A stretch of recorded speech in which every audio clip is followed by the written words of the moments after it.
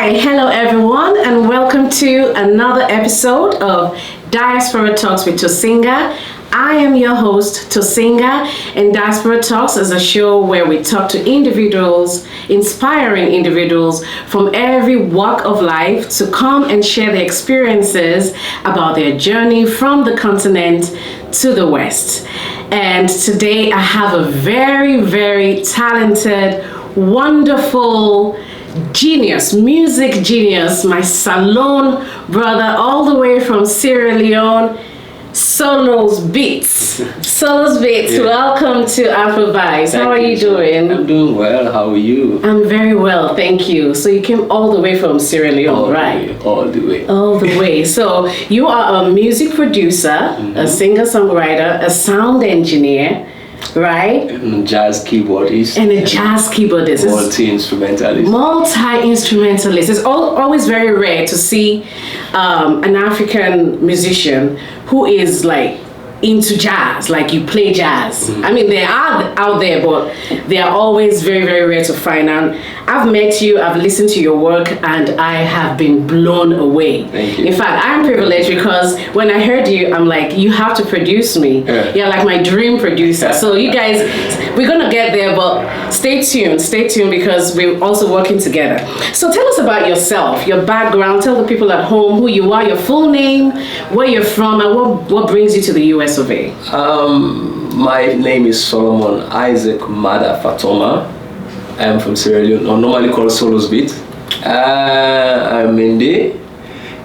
So Mende is what? Mende is one of the tribes in Sierra Leone. Okay. I grew up in Freetown. I'm the last child of my parents. I'm into sports. I'm a full-time musician and father of two.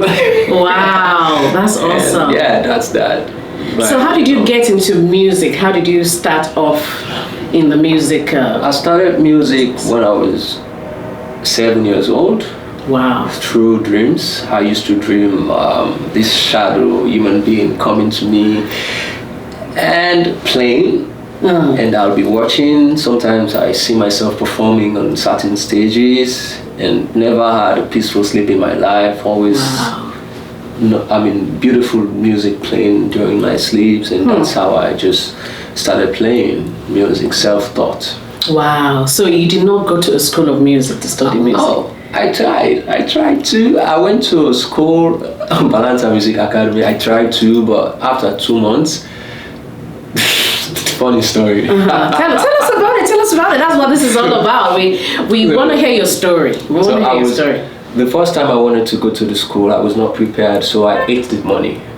What do you mean, ate the money? I ate the money. I ate everything. You chopped the money. I went there and I saw young guys in my age were like playing well at that time. I was like, ooh, I was intimidated. Wow. So I had to go back home, ate the money, spend more time on the internet. At that time, there was no YouTube, there was no Google, it was just at Yahoo.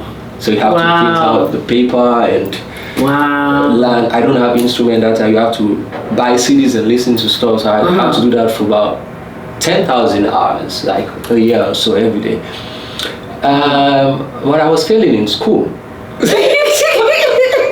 Well, geniuses, that seems to be the common thread with geniuses. Like, they are either dropouts, they're either dropouts or they're just not doing well academically, but they end up being geniuses. So you seem to be our African example of that. I practiced lots of albums at that time. The Juanita Banyam, Sissy Winans, the gospel music. No, mixing with Houston, Celine Dion. All of those people had to learn their songs because of the piano chords, Michael Jackson and all. So I went back the other year to Balanta, and I had this teacher who was supposed to be my teacher, but because of the foundation I had, he became the student. So our classes became disrupted. Instead of him teaching me, I was the one teaching him. So he advised me, you know what, you have to apply in the school to be one of the keyboard teachers. And that's how my music school journey ruined. Wow. So what I'm hearing from what you just said is the importance of practice. Yes. I think there's a saying that when you put, I don't know the exact figure, correct me if I'm wrong, people at home, there's Google, the number of hours that you have to put into your craft to make you an expert. 10,000 hours. 10,000 hours. Yeah, so you did that 10,000 hours and more. Yeah. Because the and more part of it is what made the teacher become the student and the student the teacher. So, yes. And I think you must have had some natural inclination towards music. Is there a musician in your family? No. It looks like it's in the genes. It's not in the genes? No musician in the family. The only thing I know is my dad never sleeps without music. My dad plays loud music before he sleeps all night. All the time. Since I was a baby. Wow, that reminds me of my grandma. She has the radio on permanently. I think that's what also exposed me to traditional African music. So you were surrounded. He plays all with music. The only thing I know he never played was hip hop music. But he plays everything. He wasn't just a musician himself. No, he just loves listening to music. So all that you just carried and you became one. Played, and then I remember when I was 15 years old, he gifted me like 500 CDs and vinyl and cassettes. Wow! For your birthday. Wow! And then I listened to everything and practiced everything. Wow! And practiced everything. You listened and you practiced. Yeah. That is so inspirational. So that formed your foundation. But made you more as a producer. As a producer, because you were exposed to all sorts of types of music. Exactly. Because they always say children are like sponges, so you soaked it all in, and then that informed your talents today. Yeah. Because I really, do you care to share how young you are? Do you want to tell people how I don't want to. You don't want to? Okay. So people won't judge you, but I know you're young, but I know you have an old soul. But the old soul part might be linked to the fact that you're also exposed to old music. Old music. Yes. From the 20s to early 2000s. Wow. So do you have any African musician that you look up to, that you appreciate their journey, their music, or maybe they're Sierra Leonean, they may be another part of in Africa? Richard Bona. Oh, Richard Bona. Yeah, I've been like for the past 10 years I've been following him. Yes, I can see it. He's such an inspiration. So Richard Bona is an inspiration. Yeah. Any other ones that you're familiar with?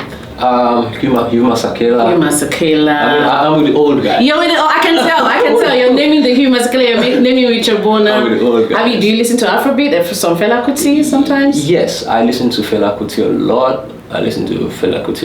But I'm more drawn by Madi Kuti. Oh, that's okay.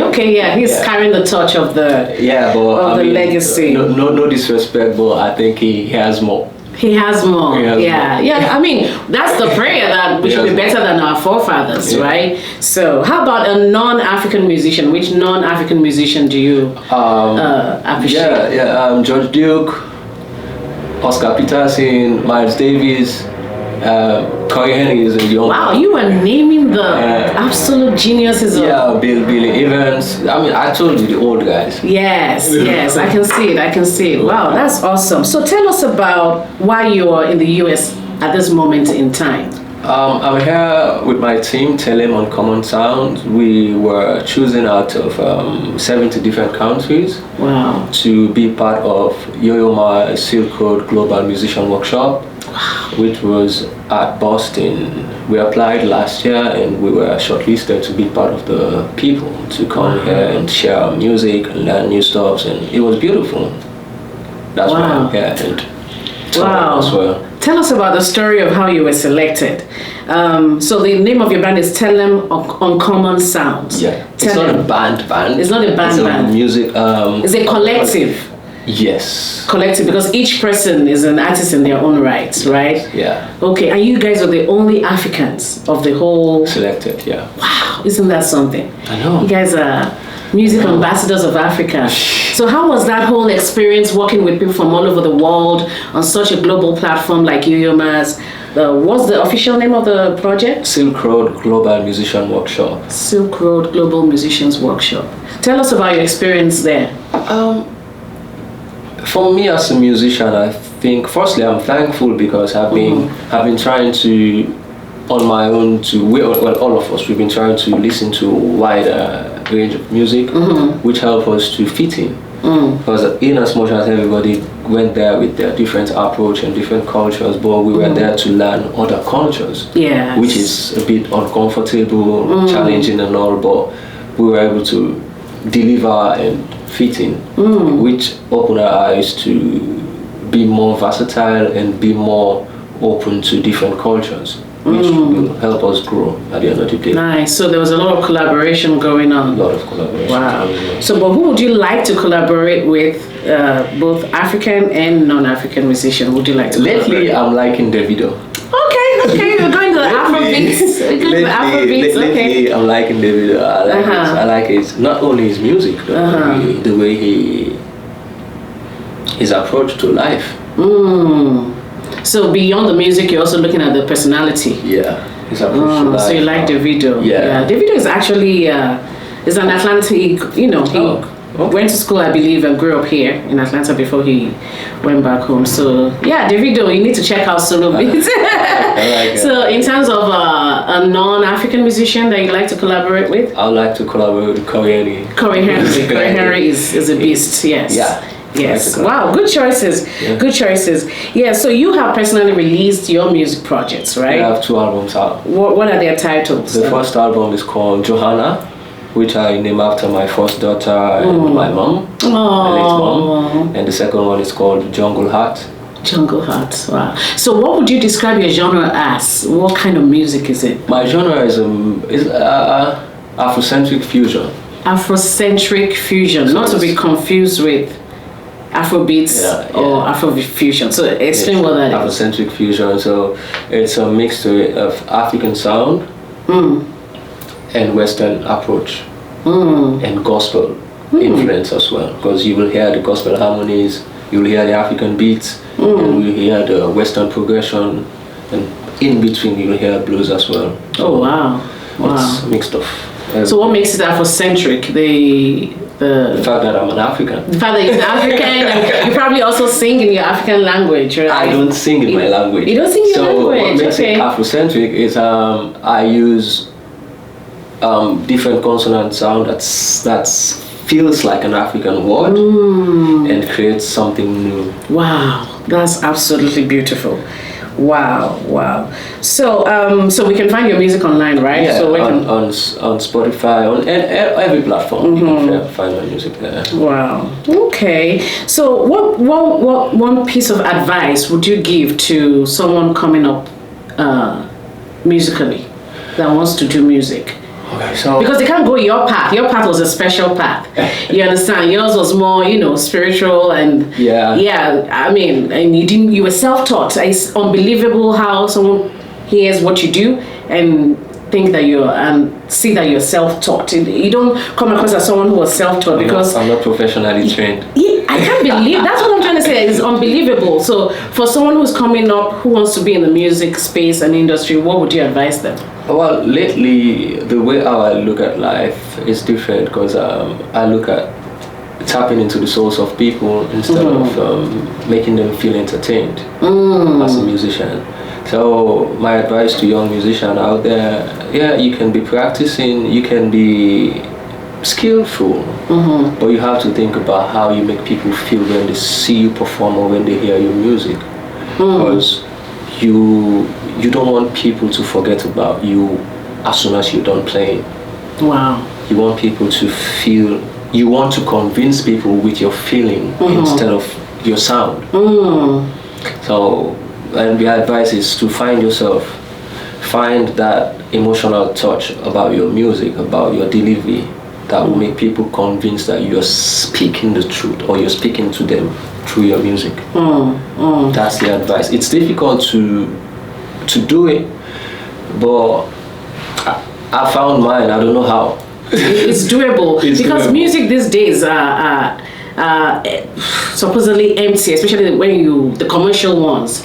So it's very hard to find music that moves you emotionally. So I really agree with what you're saying. Even if it's danceable. Because there's a controversy going on with Burna Boy making a statement about the music, Afrobeats these days is empty, is meaningless. you know. He's correct. He's kind of correct. I mean, like, he's doing it himself. So, you know, but I like that your advice that whatever moves you emotionally, you know, to express that music, make sure you have to know your purpose about being a musician. For me, I know I make people happy. I know I make people feel good when they see me perform or when they listen to my music. That's my mission, to always keep people smiling. So if you see me smiling when performing or producing, that is me convincing you that life is good.